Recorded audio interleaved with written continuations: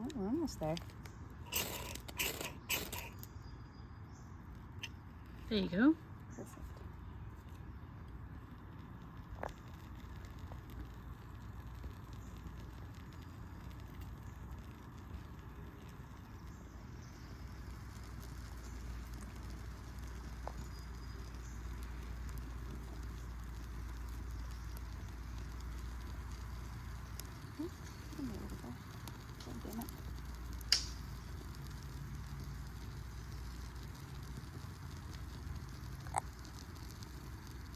How's it going, fam? Welcome back to Erica's EDC, and today we are going to sharpen the Mink in ProCut. I am so excited to film this for you guys. This is the Northern Knifeworks Mink. This is a design that I did with Levi. We have a whole bunch, but this is our EDC design, and this really needs to be sharpened. I have been beating the crap out of this thing.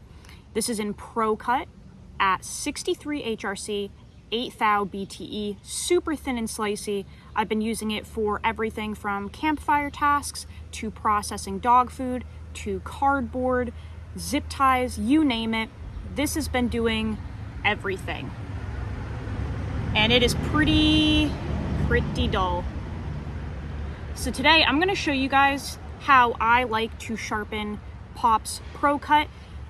The steel is a low alloy carbon steel, but it's kind of unique in the sense that it is adding some characteristics that we don't typically see in low alloy steels. So the low alloy class tends to have decent toughness, but on the edge retention, edge holding, edge wear side of things, it doesn't really have the best, generally speaking. There are some exceptions like 52-100 and such, but if we're looking at our, 1095s, 80 CRV2, 8670, 5160, they just don't really have the best edge holding. So the cool thing about Pop's ProCut is that it has the 2% nickel, which is really contributing to some awesome toughness capabilities. But we do have some vanadium in there, and we also have some tungsten. I think it's 1.25, 1.23, something like that. And the tungsten is contributing to the edge wear side. So this is truly a very simple steel to work with, great grindability, it polishes wonderfully, super easy to heat treat, all of the great things that we love about low alloy steels, but we do have some more modern, or you could even call it super steel characteristics with the edge holding, which is really fun. It is very capable of being sharpened on simple stones and simple compounds. So we're going to use some nanowa stones today and the aluminum oxide compound. I don't necessarily recommend those compounds anymore, but I know that a lot of people have them and use them, so we're going to use them today just to show how easy this steel is to work with very simple, cost-effective materials. And the nanowa stones, they're not expensive, they're easy to use, very user-friendly, easy to maintain. So basically we're going to be bringing this ProCut back to a hair-popping edge on really simple, easily obtainable materials. Definitely needs to be cleaned up. We're pretty dirty and gunky, and we do not want to push any of this dirt and grime and tape residue into the stone. So let's check out the blade up close, kind of look at what's going on here. We'll do a paper cut test before we start sharpening, and then we'll get into the main content. So let's just look at what we're working with here. We definitely have a pretty grimy blade. We'll have to clean that off. As you can see, Levi really polished that edge up from his little shop, but we're completely dull. Check for some edge damage here. I don't feel a lick of damage. It is just completely glassed out, which I would rather have than edge damage. But there is our blade. Let's check the sharpness level. All right, we've got some nice thin magazine paper here.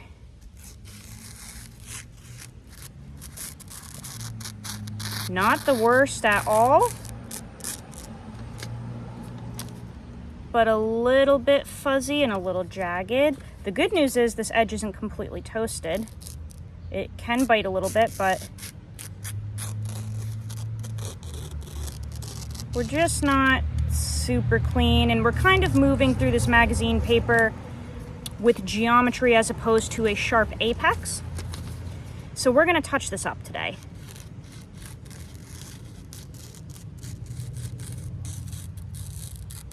I want that moving through nice and quiet without those, see those little fuzzies? That's what we want to avoid when we're moving through the paper. This is such a thin and slicey blade that this is very much kind of the geometry helping us here.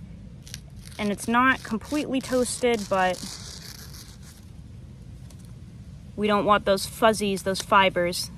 That's kind of showing us that this is moving through with geometry as opposed to actually a sharpened apex. We'll get this on the stones and start the process here. Okay, I think we are ready to begin sharpening.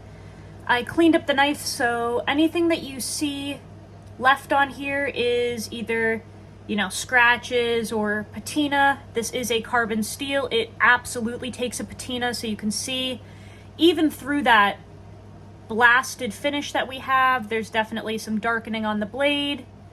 All kinds of cool wear and tear, but all of the dirt and grime and tape residue is cleaned up. Got a very glassed out edge. It's not like toasted as in damaged, destroyed, but it definitely doesn't have any bite to it anymore, so definitely needs to be fixed. We have our little doggy towel here, stone holder. We are going to use the TRM strop today. This is loaded with their green polishing compound here. Raw leather on the back, but this is a paddle strop from Three Rivers Manufacturing. They do really awesome work. Very long strop. So we're going to use this because their green polishing compound is really good stuff in terms of the crayon rub-on stuff. So we're going to use this today to keep it simple. And in terms of stones, we are going to start out with, one moment please, Nanawa 1000 grit. This is a classic, great stone, easy to get a hold of, cost effective. You get great results off of these. So we're going to start with the 1000 grit because I think I can raise a small burr with this and get a good foundation for our edge, and then we'll probably move on to a 6000 grit Nanawa and then the strop. So these are stones that you have to keep covered in water. They are soak stones. They've been soaking for almost an hour, but they're thirsty, so you have to constantly keep them hydrated. And we're just going to start here. Do a couple passes, just getting a feel for this blade. I've never sharpened this before, so just kind of getting a feel of how that blade moves on the stone before we start our back and forth motions to be more effective with the process. The good thing is this is like a hairline bevel, so it's ridiculously easy to sharpen. Any knife with a really thin cutting bevel like that, it's hard to mess them up on the stones.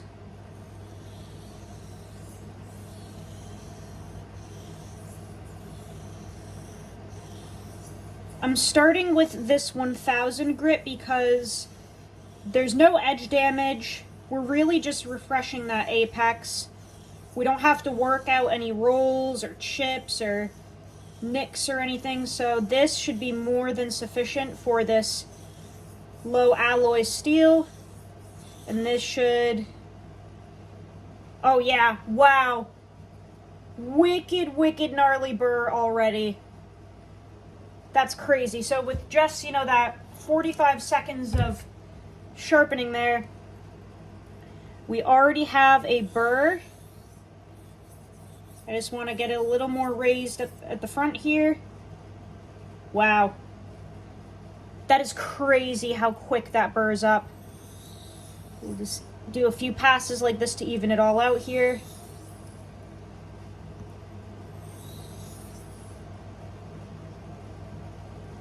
Yep. Okay, we're ready to flip.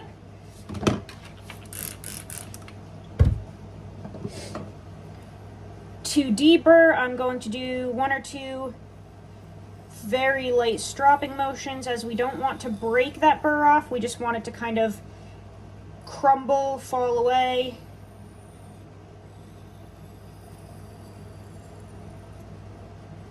Deburred. Now we can start on our other side, and again, just getting kind of a feel for how this moves across the stone on this side.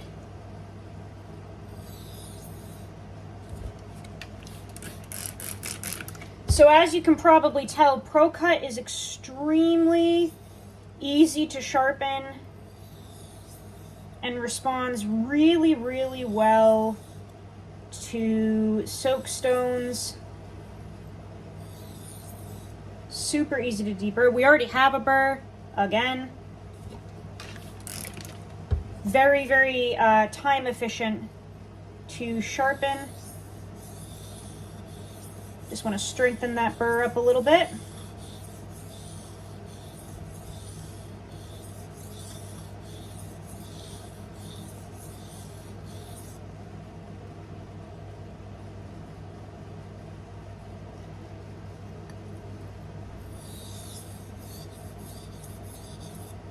I typically use the front of my knife for most tasks, and that's why I have to give a little more attention to the front, you know, 1.5 to 2 inches to raise that burr. It's just a little more worn down than the rest, and that's totally fine.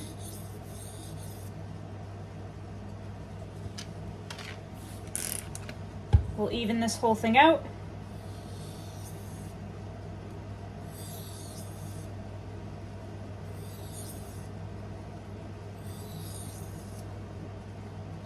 Perfect. Now we're going to, again, lightly stropping pass to deburr. And I'm literally just using the weight of the knife. I'm only using my index finger here to kind of guide that edge very lightly across the stone. We're deburred. Now we're going to do our back and forth passes to really dial in this apex that we've created.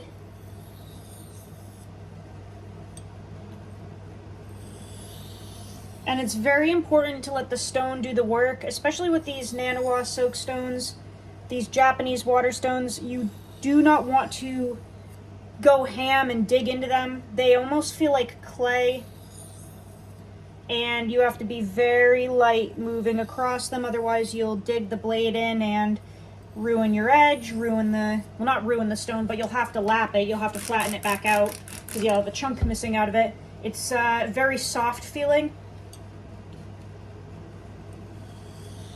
So you just use the weight of the knife.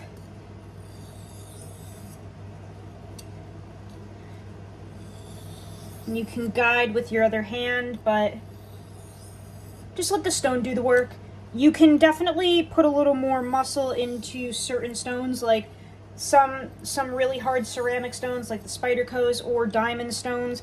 You can put a little more muscle behind them, but there are some stones like these where you just got to be very careful and let the abrasive do the work. You really don't want to put too much force behind it because you'll really dig a good chunk out of your stone, especially with the finer you get here.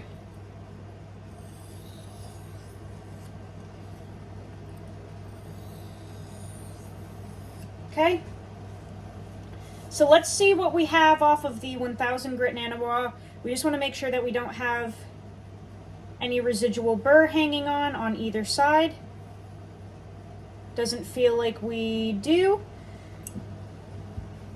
Gonna put this back in the water because I will have to lap it after the video. So let's do an edge check off of the 1000 grit.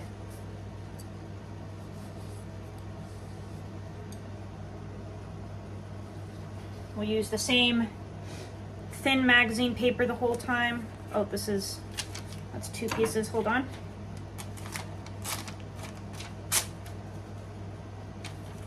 Okay. So let's see how we are off of the 1000 grit. It's definitely left a really nice kind of semi-polish there. Very nice.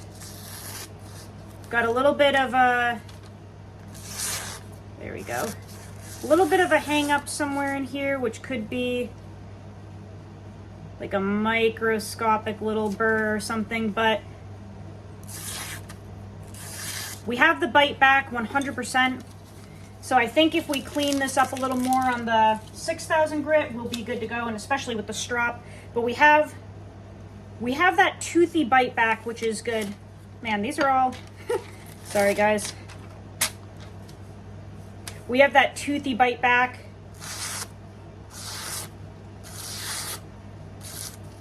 Yeah, there's definitely a little something up here, probably some micro burr, but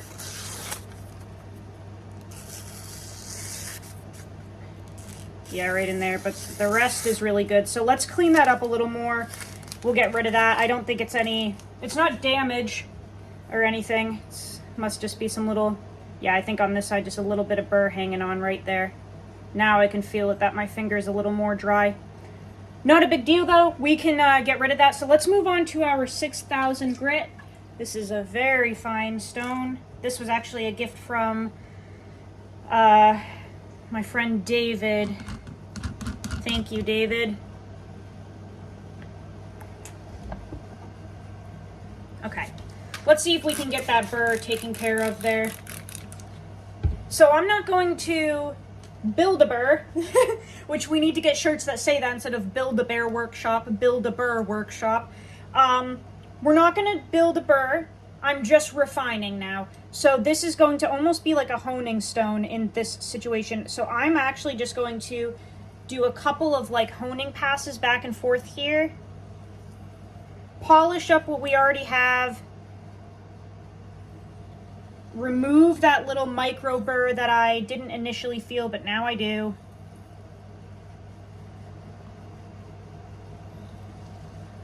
And we'll just do this before we move on to our strop, just to kind of fill in the gaps there, because the TRM polishing compound leaves a really polished edge. So this step is not necessary. You can absolutely jump from the 1000 grit nanowatt to the strop with the green compound. This is just personal preference here. But it ended up working out because I'm not entirely sure if the strop would have removed that little bit of residual burr. So this is actually good because we can take care of that right now on this. Enter the strop with a nice clean edge and just focus on really refining in that next step. And again, super, super light passes, especially with 6000 and up, man. You got to be very careful because these are so delicate and soft. I don't know if you guys probably can't see, but all up here is like all chipped away on my stone just from like taking it in and out of storage. Like it literally feels like clay, like pottery clay.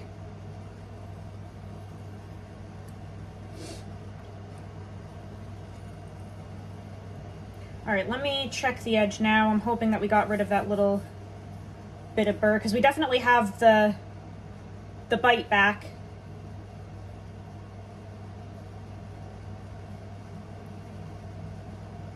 No, we definitely still have some burr right here. Doesn't really feel like it on that side. Let me see if I can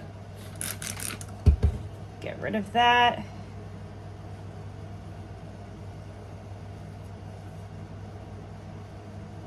that's really hanging on there for some reason, right in that one section.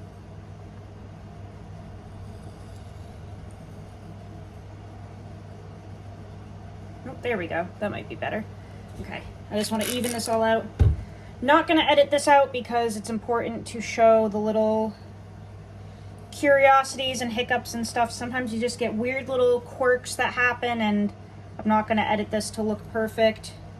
Sometimes you have weird little sections that hold on to a burr a little longer. It's all kind of part of the process, and you're not going to know how to navigate it if nobody shows it, and they only show the perfect sharpening, you know?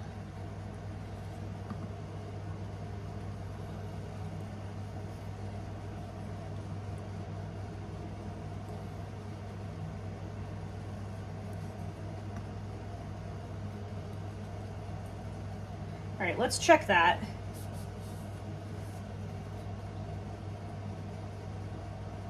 Man, it still feels, there's definitely still a little funky dude there. That's really strange right here. That just won't come off. Okay, so hold on one second. I'm not gonna cut the camera, just give me a minute. Let's do this.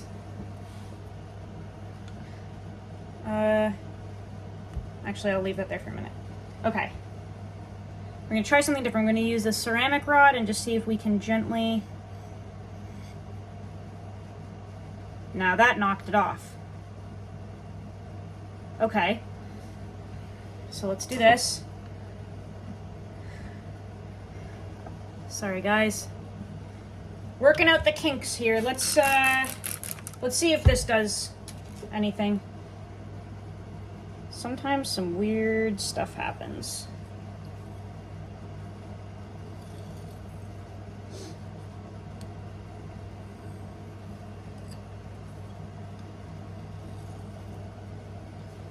See if we can really kind of mitigate that thing now, because I think now it's actually gone.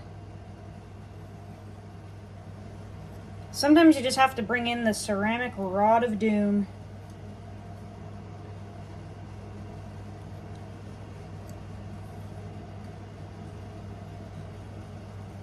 Okay, let's try this.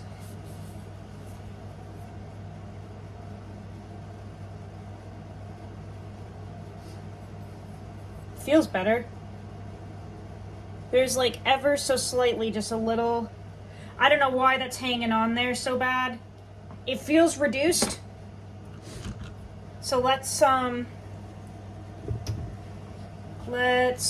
check the edge, and I think we might be able to strop our way home here.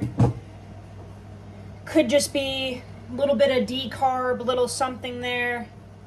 You never know. So let's check our edge, and then we're gonna get into the stropping, because I think I can just plow through that little bit of whatever with the strop.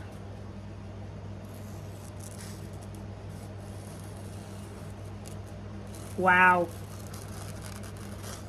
That is ridiculously sharp. Great bite now. Nice and quiet moving through.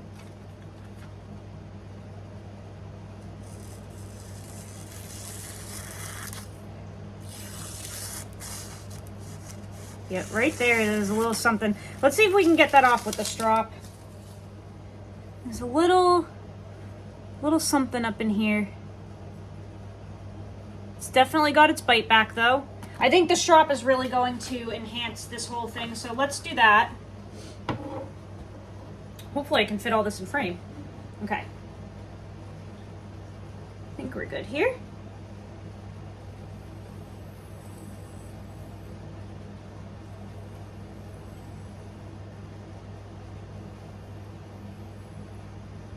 Yeah. This is definitely not my favorite compound. Nothing against TRM, but this like crayon stuff is just not, I mean, especially on this for some reason, it's really, I gotta clean this because it's kind of bumpy and jaggedy. I just like the diamond emulsion stuff better, but I know a lot of people have this.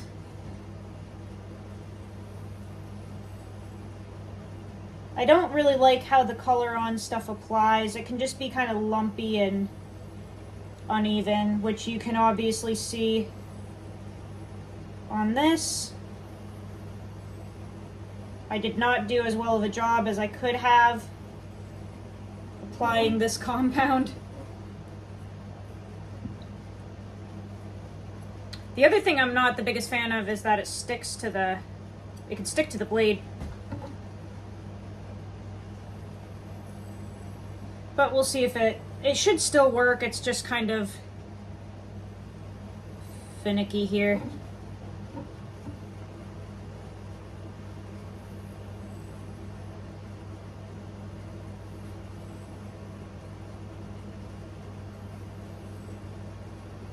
And we're just whittling down our passes here. We started at like 5 or 6 per side. Then we did, 3. And we're just kind of weaning ourselves off of the process here, which you don't have to do. There's 1,000 ways to strop. There is no right way. I just kind of do whatever I feel like in the moment.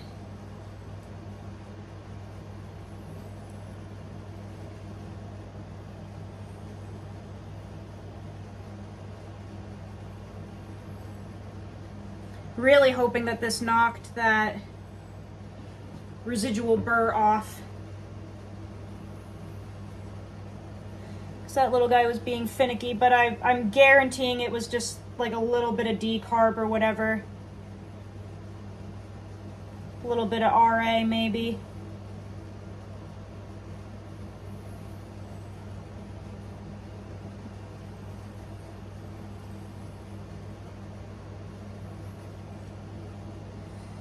Alright, I think we're gonna call that good for this side. Let's check our edge off of the green compound. I just need something to wipe it off with.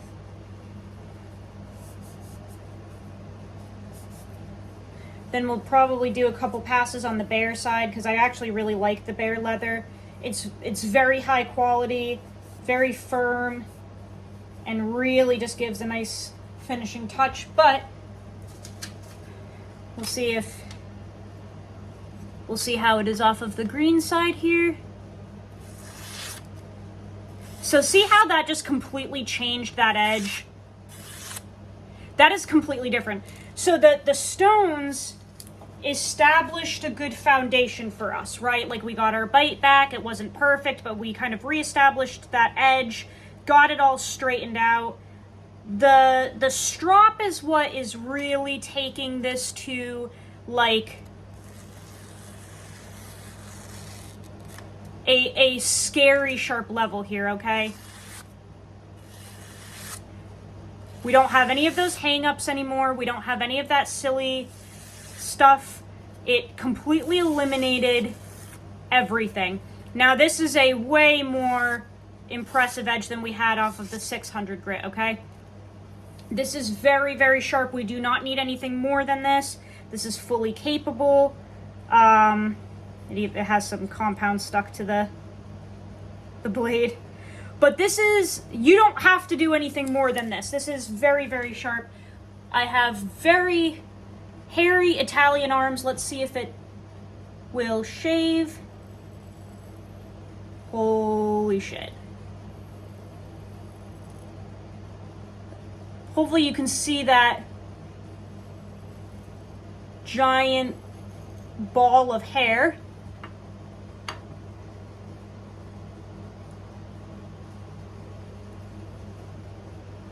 Come on.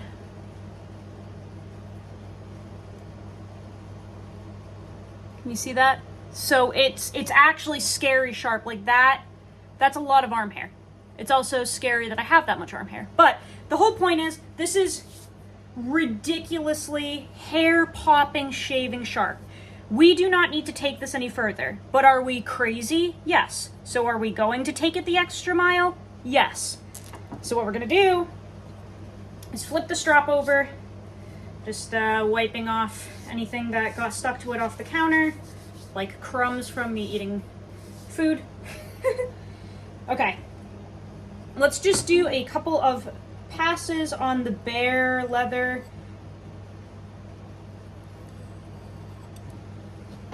And then check the edge again.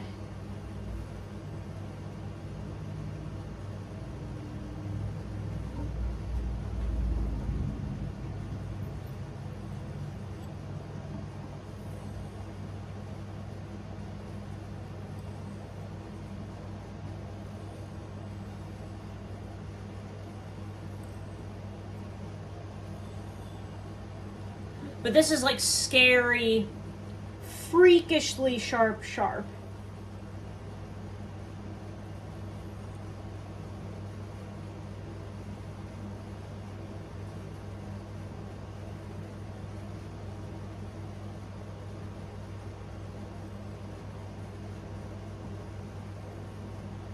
And again, you don't want to add any pressure, especially when you're stropping, because leather is a pliable, flexible material, so you don't want to be digging in because you will convex your edge, and that leather will roll up around your apex and actually re-dull your edge. So we're not doing any pressure here, just very light passes.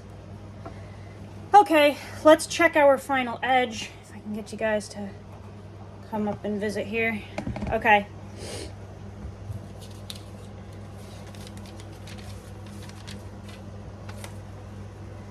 Final check on 63 HRC Pops ProCut.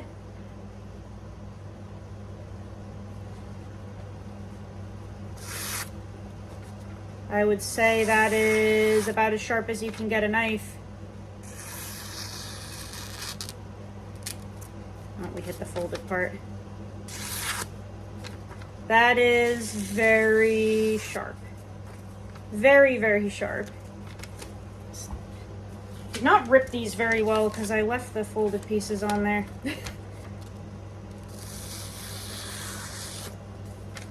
So, that is more than sharp enough for your EDC tasks.